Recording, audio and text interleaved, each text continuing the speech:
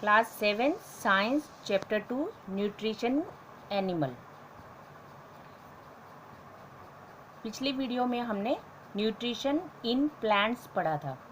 उसमें भी न्यूट्रिशन की डेफिनेशन मैंने आपको बताई थी। It is the mode of taking food by an organism and its utilisation by the body. Means कोई भी ऑर्गेनिज्म कैसे अपना खाना लेता है और उसको कैसे यूटिलाइज करता है, ये सारा न्यूट्रिशन के अंडर में आता है। ठीक है। क्लास 6 में सब बच्चों ने पढ़ा था कंपोनेंट ऑफ फूड। अच्छे से याद भी होगा आपको। Carbohydrates, protein, fat and minerals and vitamin क्या है, ये कंपोनेंट ऑफ फूड्स है। यानी कि हमारी बॉडी को जो न्यूट्रिएंट्स चाहिए, क्या क्या चाहिए, carbohydrate, protein, fat, vitamin, minerals, ये न्यूट्रिएंट्स हैं जो हमारे फूड में होने चाहिए, बैलेंस डाइट में होने चाहिए। ठीक है, ये हमने 6th क्लास में पढ़ा था। अब हम पढ़ेंगे न्यूट्रिशन इन एनिमल। तो न्यूट्रिशन इन एनिमल, इसके लिए हम इस लेसन में क्या क्या पढ़ेंगे स्टेप बाय स्टेप, वो थोड़ा ब्रीफ में पहले देख लो। The main step of nutrition, यानी न्यूट्रिशन ह्यूमन के अंदर जो न्यूट्रिशन होता है उसके लिए कुछ स्टेप्स होते हैं, जैसे ingestion, digestion, absorption, assimilation, egestion. ठीक है। इंजेशन मतलब खाना, मुंह से खाना खाना। डाइजेशन उसको पचाना। एब्जॉर्प्शन उसको एब्जॉर्ब करना, उसमें जो पाचन तत्व है यानी कि हमारे विटामिन्स, मिनरल्स हैं, ये कंपोनेंट ऑफ न्यूट्रिएंट्स हैं, इनको एब्जॉर्ब करना। ठीक है। एसिमिलेशन उनको उनकी बॉडी पार्ट्स में पहुंचाना। इजेशन मतलब वेस्ट पार्टिकल को बाहर निकालना। छोटे में तो मैंने तुम्हें ये समझा दिया, अब इसी चीज़ को थोड़ा सा ढंग से समझ लो। इंजेशन, ठीक है। इंजेशन में क्या है, the process of taking food into the body is called ingestion. तो अगर हमें लिखना पड़े इसकी डेफिनेशन, क्या लिखेंगे कि food, the process of taking food को अपनी बॉडी के अंदर ले जाने का जो प्रोसेस होता है उसको इंजेशन कहते हैं। अब है डाइजेशन। ठीक है। डाइजेशन में the break down of complex component of food into simpler substance. ठीक है। अच्छा, कॉम्प्लेक्स कंपोनेंट क्या है, कार्बोहाइड्रेट, प्रोटीन, ये सब क्या है, हमारे कॉम्प्लेक्स कंपोनेंट्स हैं। ठीक है। इनको हमारी बॉडी क्या करती है, उसको सिंपलर सब्सटेंसेस में ब्रेक डाउन कर देती है। उसी को हम कहते हैं पचाना, यानी कि डाइजेस्ट करना। ठीक है। तो डाइजेशन समझ में आ गया। अब है एब्जॉर्प्शन। एब्जॉर्प्शन क्या होता है, the digested food which sucked into the blood vessel by villi present in the wall of small intestine. This process is called absorption. Means क्या है, जब हमारी फूड जो होता है स्मॉल इंटेस्टाइन में पहुंचता है, यानी डाइजेस्टेड फूड हो जाता है, और उसमें से जो हमारे कंपोनेंट ऑफ जो कंपोनेंट होते हैं सिंपलर फॉर्म में, सब जो डाइजेस्ट होने के बाद सिंपलर फॉर्म में ब्रेक डाउन हो चुके होते हैं, उनको हमारी बॉडी क्या करती है, एब्जॉर्ब करती है। इंटेस्टाइन की इनर वॉल में विलीज प्रेजेंट होते हैं, इसके बारे में हम डिटेल में आगे पढ़ेंगे। ठीक है। तो उनसे क्या होता है, एब्जॉर्ब कर लेते हैं इन सारे न्यूट्रिएंट्स को, और फिर बाकी की बॉडी पार्ट्स में पहुंचाने को हम क्या कहते हैं, एसिमिलेशन। तो एसिमिलेशन क्या है, the absorbed substance are transported, यानी जो एब्जॉर्ब किया हमने यहाँ पर उसको ट्रांसपोर्ट कर दिया जाता है। किसके थ्रू किया जाता है, ब्लड के through, to different organ. Different organs में उसको ट्रांसपोर्ट कर दिया जाता है। बॉडी के सारे डिफरेंट ऑर्गन्स हैं, ठीक है, उनमें इसको ट्रांसफ़र कर दिया जाता है। Where they use it to build protein etcetera. अब जब बॉडी के दूसरे पार्ट्स में जब हमारे ये सिंपलर सब्सटेंसेस चले जाते हैं ब्लड के थ्रू, तो वहाँ पर क्या होता है, उनसे वापस प्रोटीन वगैरह बनते हैं, और प्रोटीन से क्या होता है, हमारी बॉडी उसको यूटिलाइज करती है जहाँ उसको रिक्वायरमेंट होती है। ठीक है। इजेशन में क्या होता है, the facial matter is remove through anus is called egestion. जो फेशियल मैटर यानी कि वेस्टेज जो बच जाती है लास्ट में, लार्ज इंटेस्टाइन के भी लास्ट में जब जो हमारा फेशियल मैटर यानी वेस्ट बच जाता है, रेसिड्यू बच जाता है, वो रिमूव हो जाता है हमारी बॉडी से एनएस के थ्रू, उसको कहते हैं इजेशन। ठीक है। अब डाइजेस्टिव सिस्टम क्या होता है, the digestive track and associative gland together constitute digestive system. Means digestive tract और जो जितने भी ग्लैंड्स यूज्ड होते हैं हमारे डाइजेस्टिव सिस्टम में, वो सारे ग्लैंड, इन दोनों को मिलाकर हमारा डाइजेस्टिव सिस्टम बनता है। अब डाइजेस्टिव ट्रैक्ट क्या है, इसमें क्या क्या इन्वॉल्व होते हैं, ग्लैंड्स कौन से हैं, उनके फंक्शन क्या है, ये सब डिटेल में हम आगे अभी पढ़ेंगे। अच्छा, डाइजेस्टिव ट्रैक्ट के बारे में पढ़ने से पहले थोड़ा सा तुम्हारी बुक में जो है वो मैं बता देती हूँ कि मोड ऑफ फीडिंग क्या होता है। मोड ऑफ फीडिंग क्या होता है, मतलब किस तरह से कोई भी ऑर्गेनिज्म फूड को अपने अंदर लेके जाता है, यानी इनटेक करता है। ठीक है, कुछ जैसे कि हमारा है मॉस्किटो, बटरफ्लाई, हमिंग बर्ड्स, ये सब क्या करते हैं, सक करते हैं, यानी कि चूसते हैं। ठीक है, जैसे कि मॉस्किटो क्या करता है, ब्लड को चूसता है, ठीक है, बॉडी में से, तो सक करना, तो सकिंग, उसका मोड ऑफ फीडिंग क्या है, सकिंग। और क्या क्या सक करता है, ब्लड। मॉस्किटो क्या करता है, ब्लड सक करता है। ठीक है, इसी तरह से स्नेक होते हैं, जैसे कि हमारा पाइथन वगैरह होता है। ठीक है, तो वो क्या करता है, किसी भी अपने प्रे को स्वॉलो करता है, यानी कि निगल जाता है। ठीक है, ईगल भी हमारा अपना फ्लैश, जो भी फ्लैश का टुकड़ा जो होता है वो स्वॉलो करती है, यानी निगल जाती है। इसी तरह से एंट जो होता है स्क्रैपिंग करता है। ठीक है, खुरच खुरच के खाता है थोड़ा थोड़ा करके। तो इस तरह से ये मोड ऑफ फीडिंग कहलाता है। ठीक है, अब है जैसे कि तुम्हारी बुक में दिया हुआ है एक स्टारफिश दिखा रखा है। ठीक है, स्टारफिश जो होती है वो कैसे अपना भोजन लेती है, तो स्टारफिश के बिल्कुल बीच में उसका माउथ होता है। ठीक है, जब उसका प्रे सामने आता है तो उसका माउथ में से उसका स्टोमच बाहर निकलता है और प्रे को अंदर लेके चला जाता है। तो इस तरह से सबका फीड करने का तरीका अलग अलग है। ठीक है, अब हम डिटेल में हम ह्यूमन बॉडी में कैसे हम डाइजेशन करते हैं, ह्यूमन बॉडी में कैसे डाइजेशन होता है, ये सब हम प्रोसेस पढ़ेंगे। सबसे पहले पढ़ेंगे डाइजेस्टिव ट्रैक्ट के बारे में।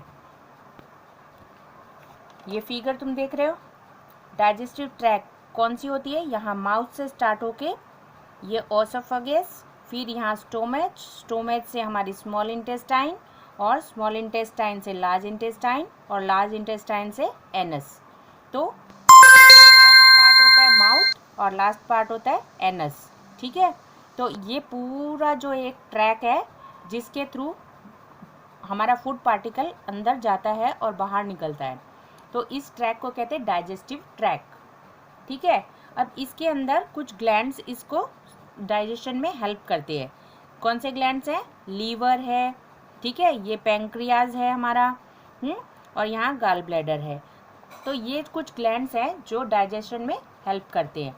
डाइजेशन में हेल्प करने वाले ग्लैंड्स और ये डाइजेस्टिव ट्रैक, इन सब को मिलाकर जो प्रोसेस होता है वो डाइजेस्टिव सिस्टम कहलाता है। वो पूरा सिस्टम क्या होता है, ग्लैंड्स और ट्रैक दोनों को मिलाकर जो एक सिस्टम बनता है वो डाइजेस्टिव सिस्टम कहलाता है। ठीक है, अब हम डिटेल में एक एक पार्ट के बारे में डिटेल में पढ़ेंगे कि इस पार्ट में क्या होता है, फिर इस पार्ट में क्या होता है, नेक्स्ट पार्ट में क्या होता है। इस पूरा प्रोसेस डाइजेस्टिव सिस्टम का, पूरा डाइजेशन का पूरा प्रोसेस डिटेल में पढ़ेंगे। ठीक है, एलिमेंट्री कैनाल, एलिमेंट्री कैनाल किसे कहते हैं, डाइजेस्टिव ट्रैक को ही हम एलिमेंट्री कैनाल भी कहते हैं। ठीक है, डाइजेस्टिव ट्रैक यानी एलिमेंट्री कैनाल एक ही बात है। डाइजेस्टिव ट्रैक में हमने बताया अभी सबसे पहले क्या आता है, माउथ यानी बकल कैविटी आता है, उसके बाद ओसोफेगस, फिर stomach, small intestine, large intestine, फिर एनस आता है। ठीक है, अब माउथ जो होता है यानी बकल कैविटी जो होती है हमारी मुंह में, उससे हम जो खाना अंदर लेके जाते हैं उस प्रोसेस को क्या कहते हैं, इंजेशन, जो कि हमने स्टार्टिंग में बताया था। अब मुंह के अंदर हमारे क्या क्या चीज़ होती है, टीथ होता है, टंग होता है, मालूम है आपको। तो टीथ से हम क्या करते हैं, फूड पार्टिकल्स को छोटे छोटे टुकड़ों में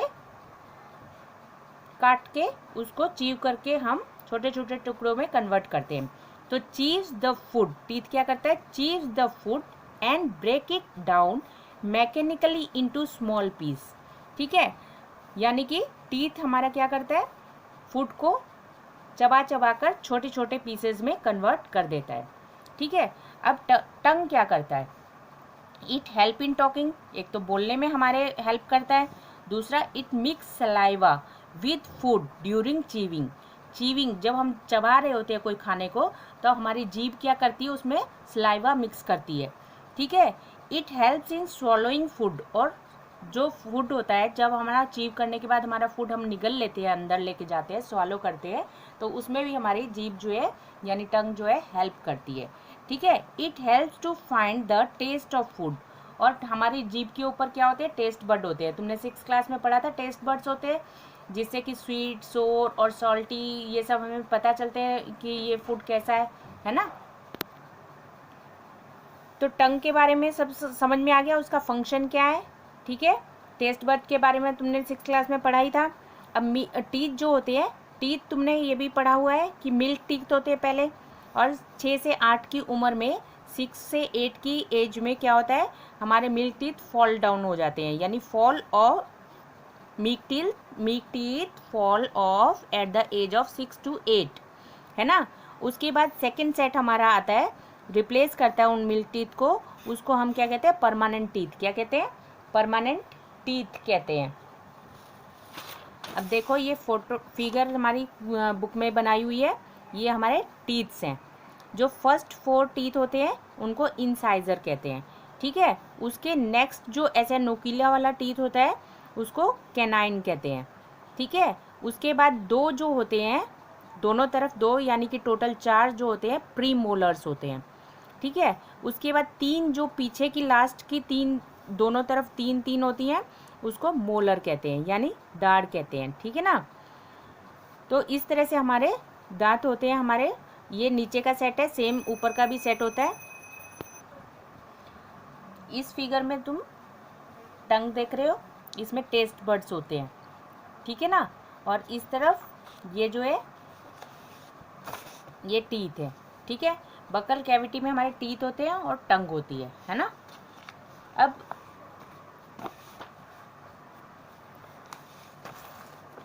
हमने पढ़ा बकल कैविटी में क्या हुआ, टीथ ने च्यू किया फूड को और स्मॉलर पीसेस में कन्वर्ट कर दिया, और टंग ने क्या किया, स्लाइवा मिक्स किया उसमें और उसको स्वॉलो करने में हेल्प किया।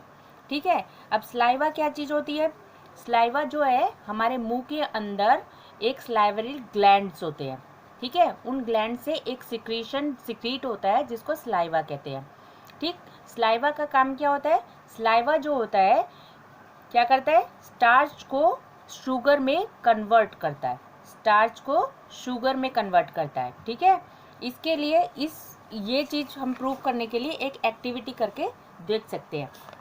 वो एक्टिविटी क्या है, 2 टेस्ट ट्यूब लो, एक में बॉइल्ड राइस रखो और एक में चीव्ड राइस रखो, जो मुंह में चबा के उसके बाद थोड़ा सा निकाल के उसमें से राइस रखो और उसमें पानी मिला दो दोनों में। ठीक है, और फिर आयोडीन सॉल्यूशन उसमें डालोगे तो देखोगे कि जो बॉइल्ड राइस है वो ब्लू ब्लैक हो जाएगा, यानी कि प्रेजेंस ऑफ स्टार्च दिखाएगा। क्या दिखाएगा, प्रेजेंस ऑफ स्टार्च। और जो चीव्ड राइस होगा वो ब्लू ब्लैक नहीं होगा, यानी उसमें स्टार्च प्रेजेंट नहीं है। क्यों, क्योंकि वो स्टार्च से ग्लूकोज में चेंज हो चुका है। ठीक है, तो हमारे मुंह के अंदर जो होते हैं कुछ बैक्टीरियाज जो होते हैं, harmful bacterias, left over food जो होता है, जो बचा कुचा फूड जो हमारे दांतों के बीच में फंसा रह जाता है, तो उसमें हार्मफुल बैक्टीरिया ग्रो कर जाते हैं, जिसके वजह से क्या रिलीज होता है, एसिड रिलीज होता है, और उससे हमारे टीथ जो होते हैं डिके हो सकते हैं।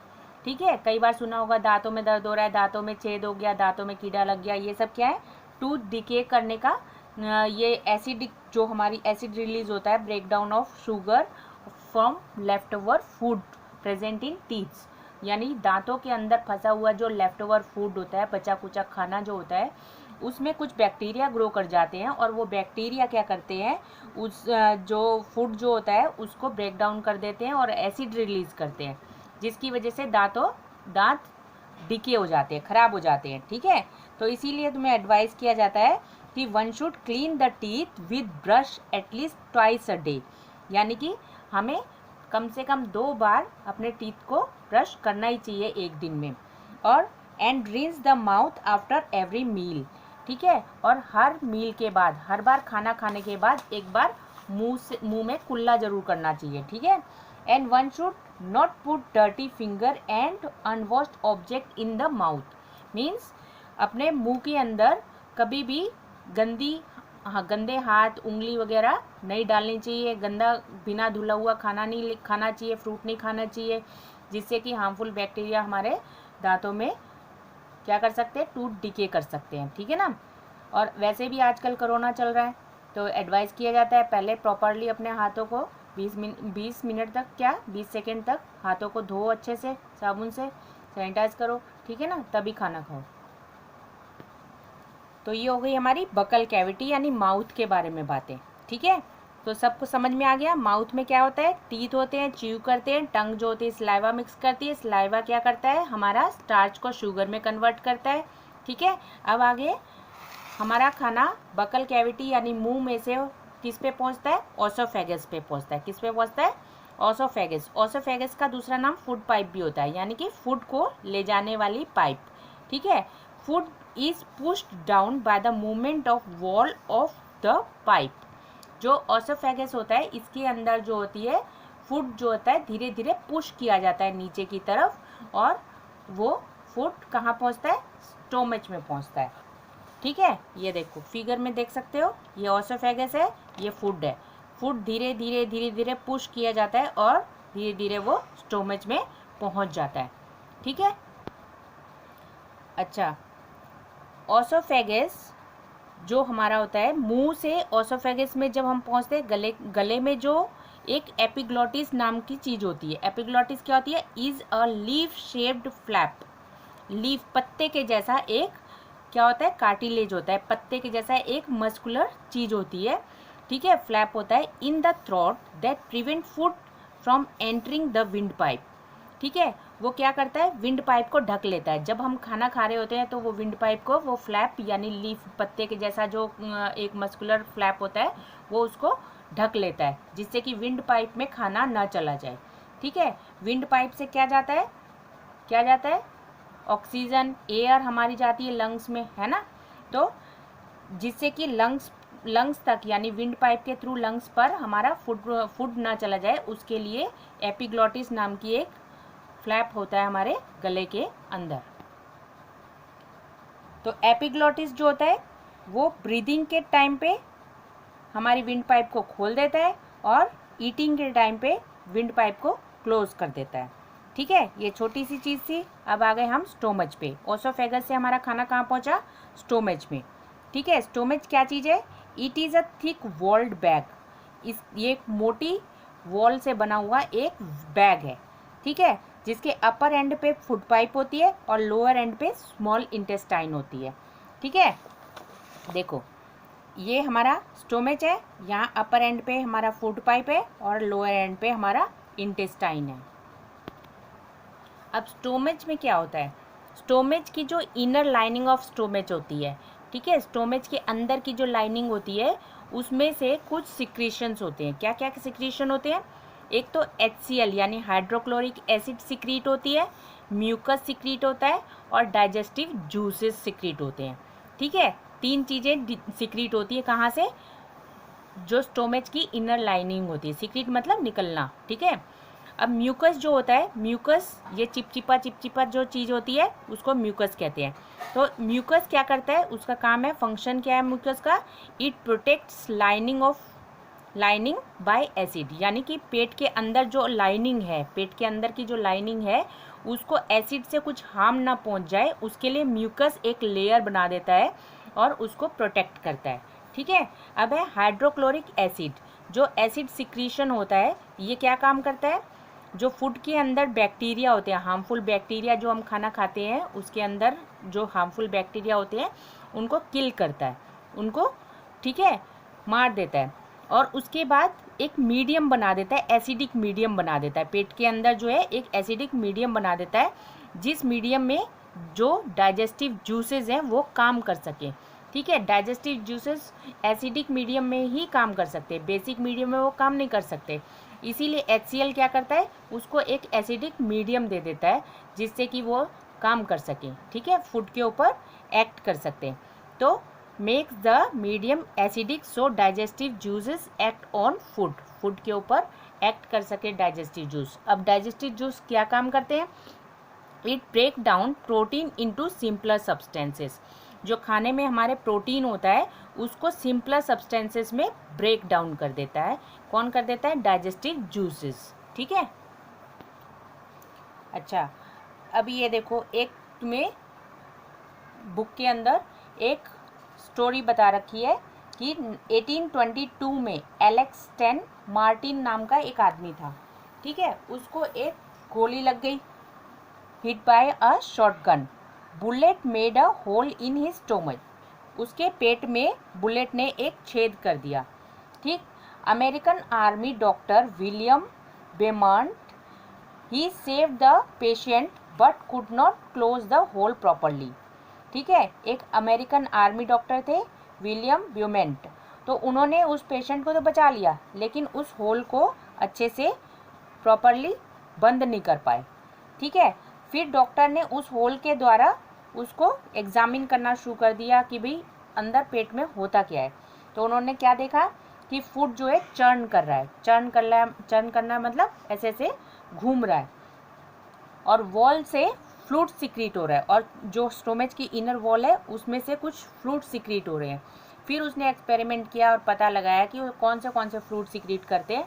तो हमें पता चला उसमें म्यूकस और HCl यानी हाइड्रोक्लोरिक एसिड और कुछ डाइजेस्टिव जूस जो है वो पेट की अंदर की लाइनिंग में से सिक्रीट होकर फूड में मिक्स हो रहे हैं, और मिक्स हो रहे हैं, चर्न कर रहे हैं, ठीक है। तो ये चीज़ें उसने खुद उस होल के द्वारा उसके पेट के अंदर सब देखा, ठीक है। और फिर इस तरह से सबको पता चला, डॉक्टर्स को पता चला कि पेट में क्या होता है। और लास्ट में जो एक वॉल थी या वॉल्व था यहाँ पर, जो स्मॉल इंटेस्टाइन में ओपन होता है, वो तब तक ओपन नहीं होता जब तक पेट का काम पूरा नहीं हो जाता। जब पेट का काम पूरा हो जाता है यानी डाइजेस्टिव जूसेस मिक्स हो जाते हैं और प्रोटीन जो है स्मॉल सब्सटेंसेस में कन्वर्ट हो जाता है, तब स्मॉल इंटेस्टाइन की जो वॉल्व होती है वो खुल जाती है, ठीक है। जिससे कि जो स्टोमेच में से सारा खाना कहाँ चला जाता है, स्मॉल इंटेस्टाइन में चला जाता है। अब स्मॉल इंटेस्टाइन, ठीक है, अब कहाँ आ गया खाना, स्मॉल इंटेस्टाइन में। स्मॉल इंटेस्टाइन में क्या होता है, सबसे पहले देखो स्मॉल इंटेस्टाइन की लेंथ कितनी ज़्यादा है, 7.5 मीटर लॉन्ग, 7.5 मीटर लॉन्ग होती है स्मॉल इंटेस्टाइन। ये बहुत लंबी होती है। अगर एक लंबी रस्सी तुम लोगे 7.5 सेंटीमीटर की और उसको फैला के देखो कितना लंबा होता है, ठीक है। तो इतनी लंबी जो होती है स्मॉल इंटेस्टाइन होती है, मगर हमारे पेट के अंदर ऐसे ऐसे कॉइल्ड रूप में अंदर ही जो है उसके अंदर कॉइल्ड रहती है, ठीक है। It receives secretion from the liver and pancreas and its wall also secrete juices. Small intestine में क्या होता है, स्मॉल इंटेस्टाइन में लीवर से और पैंक्रियाज से सिक्रीशन यानी कि वहाँ से कुछ जूसेस निकलकर स्मॉल इंटेस्टाइन में मिक्स होते हैं, और स्मॉल इंटेस्टाइन की जो वॉल होती है वो भी कुछ जूसेस सिक्रीट करती है, ठीक है। ये जूसेस सब सिक्रीट होते हैं किसमें, फूड में आते हैं और मिक्स होते हैं, और फिर डाइजेशन का प्रोसेसर आगे बढ़ता है।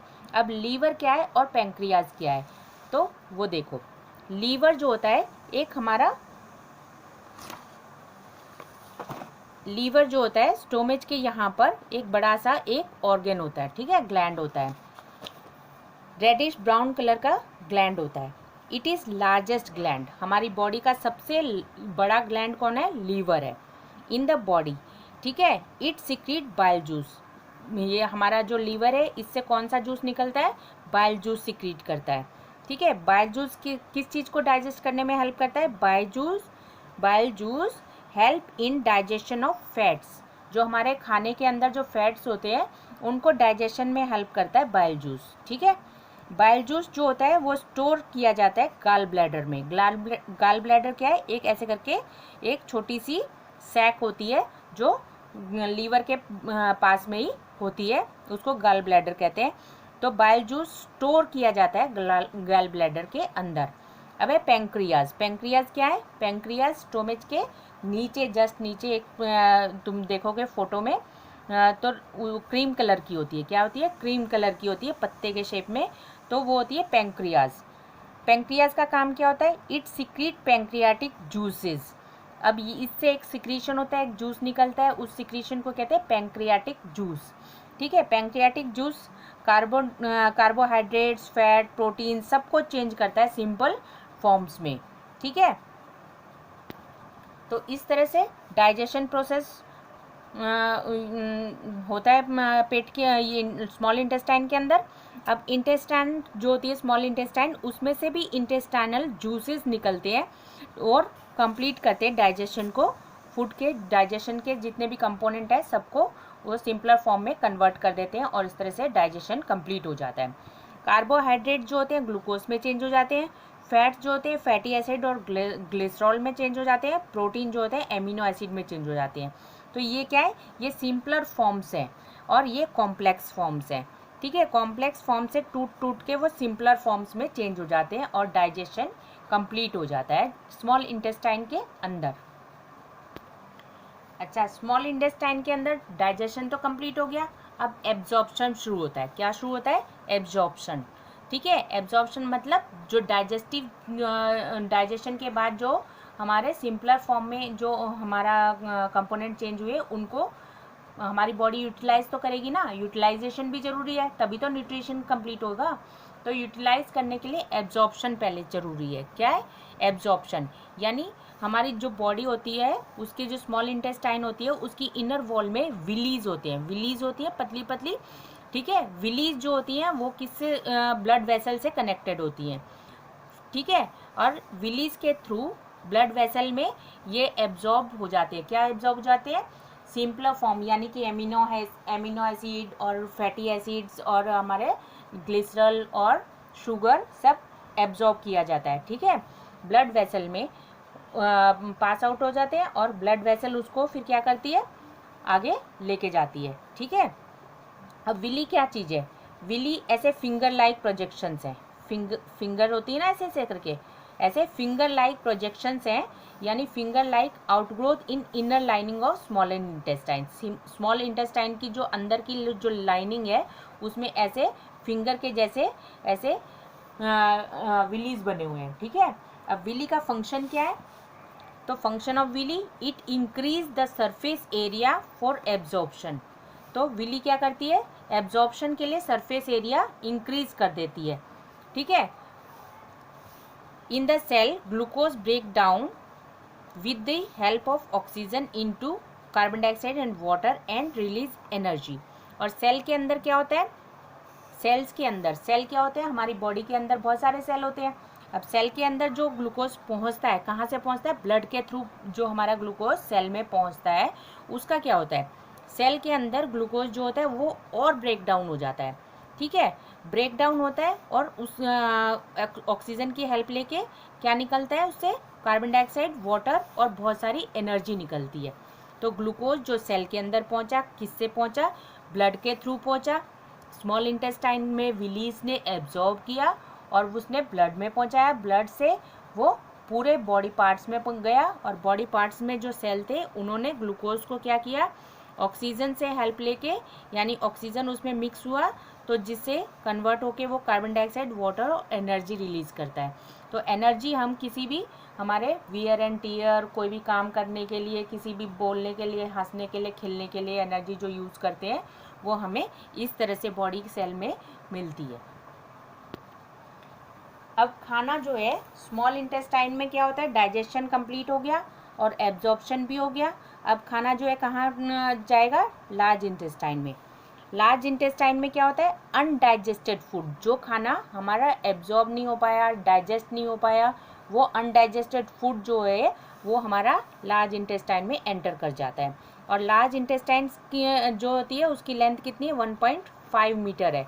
ठीक है, ये स्मॉल इंटेस्टाइन की तुलना में बहुत छोटी होती है। अब यहाँ पर क्या काम होता है? फंक्शन क्या होता है? लार्ज इंटेस्टाइन का फंक्शन है वाटर एब्जॉर्प्शन।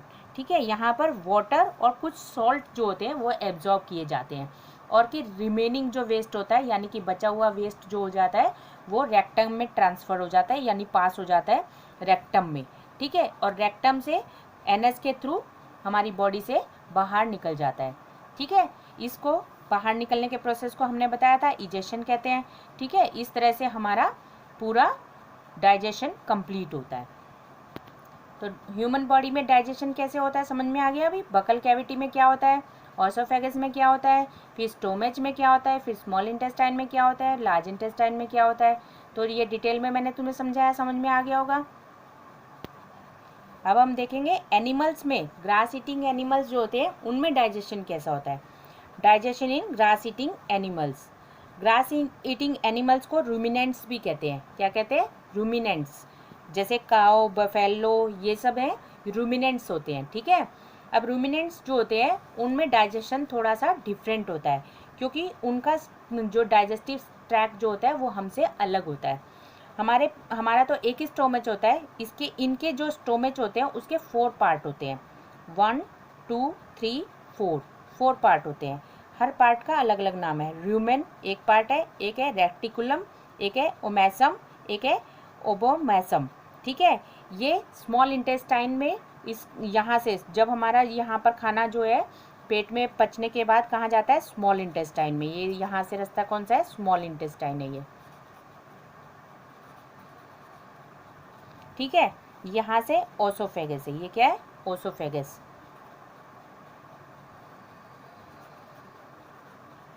ठीक है। माउथ से खाना जाता है ओसोफेगस, ओसोफेगस से खाना जाता है र्यूमेन में।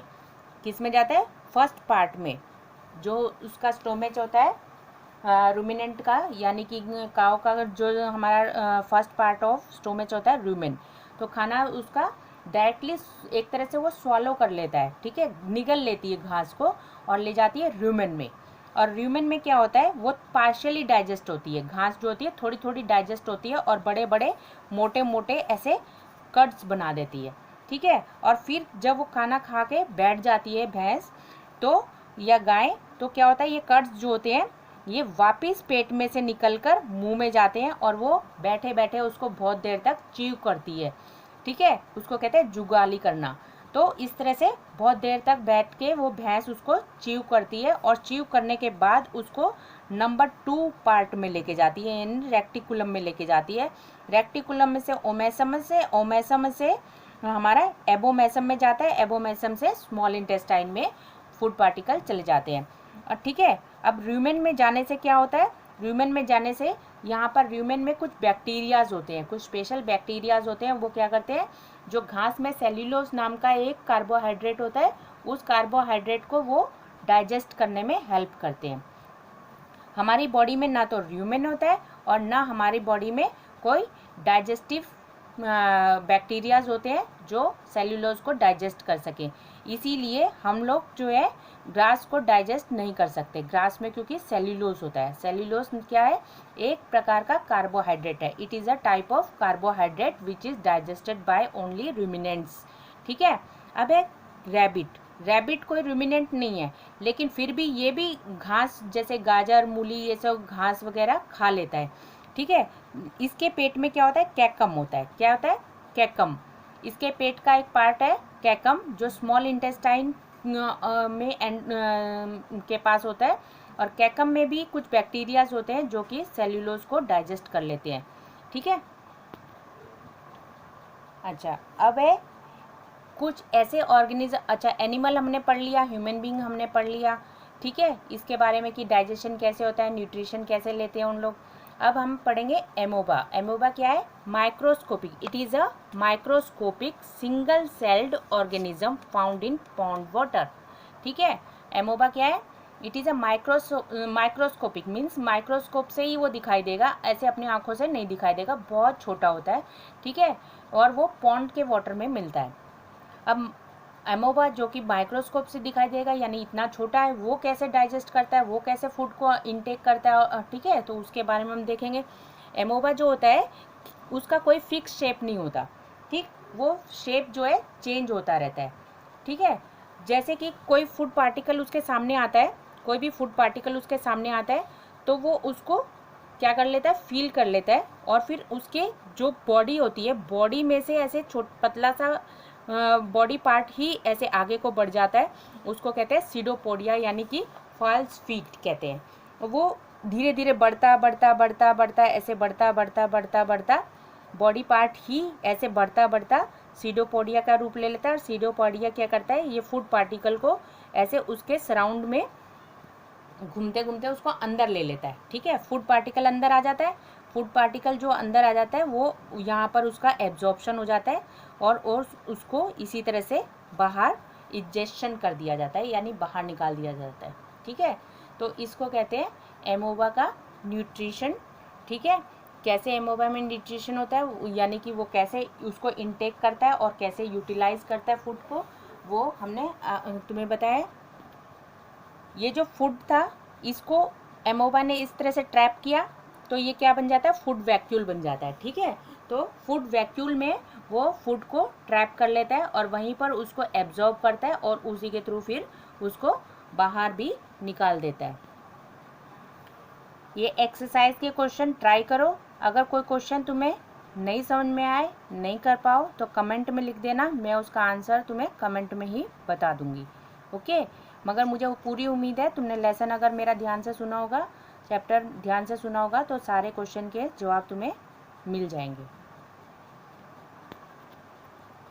प्लीज़ अब इस वीडियो को शेयर, लाइक और सब्सक्राइब जरूर कर दो। Thank you.